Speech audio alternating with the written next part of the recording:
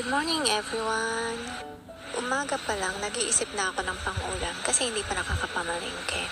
Naisipan ko nga pumunta sa mga tanim kong gulay para mag-check kung mayroon namang pwedeng i-harvest. Nakita ko ng 2 talong na malaki na. 2 lang yung kinuha ko kasi maliit pa yung iba, sayang naman. Marami pa rin siyang bulaklak kaya marami pa akong ma-harvest sa kanya. Malaki naman yung talong kaya kahit 2 lang, sold na. Torta nga pala ang ginawa kong luto kasi yun ang gusto ng anak ko.